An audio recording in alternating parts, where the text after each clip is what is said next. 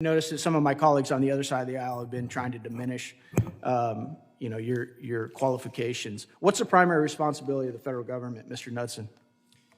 Primary responsibility of the federal government is to carry out and execute the laws of the Congress. Yeah, is it to protect our unalienable God-given rights as well? Absolutely.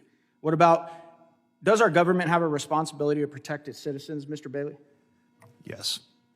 Are any of you guys familiar with Article 4, Section 4 of our Constitution, often called the Invasion Clause? Anybody? Yes. I'm going to read it real quick. The United States shall guarantee to every state in the Union a republican form of government and shall protect each of them against invasion.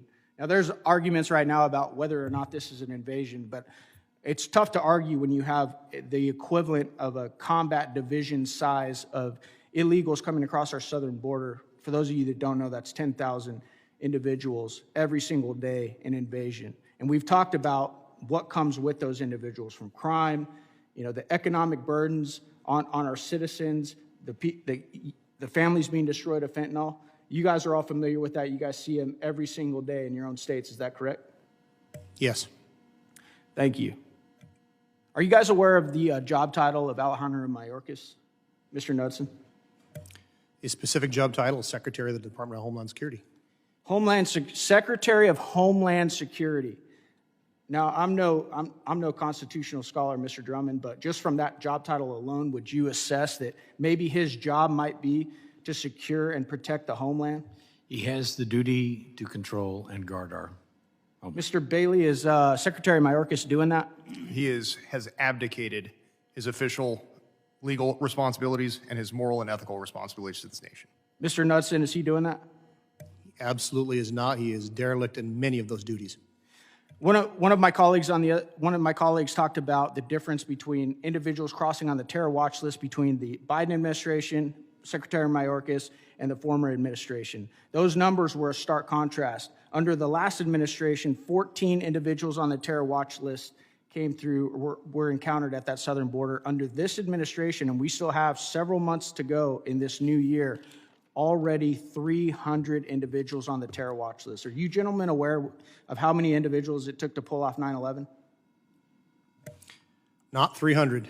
Yep, it was about 19. Does it concern you guys, as folks that are concerned with the security of citizens in your state, that something like that might happen in the United States of America or your state? Absolutely. Yes. Yes. You guys talked about it all day long, and I find it interesting that my colleagues on the other side of the aisle kept saying that we're grandstanding here, or we're just campaigning, or these are political differences. But you guys, all three of you, and we went over how long it took you to get in your positions. You guys are like the highest law enforcement officials in your state.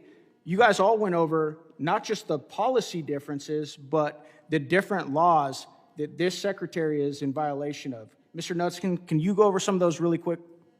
I absolutely can. I think the Secretary is clearly in violation of USC 8, Section 1225.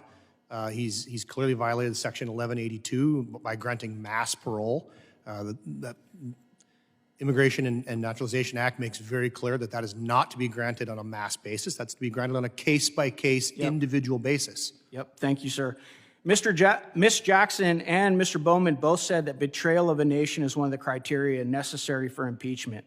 If allowing the equivalent of an army division of illegals coming across the southern border on a daily basis, causing the deaths of hundreds of thousands due to fentanyl every single, about 100,000 every year, enabling the sex trade in this country, along with the importation of thousands of MS-13 gang members, causing the encounters of individuals on the terror watch list to go from 14 under the last administration to 300 on this administration, lying to Congress about having operational control, costing the American taxpayers hundreds of billions of dollars for housing and care for these illegals, and more than 24,000 people from the Republic of China coming across our southern border in this last year alone. If those aren't betrayal to a nation, I don't know what is.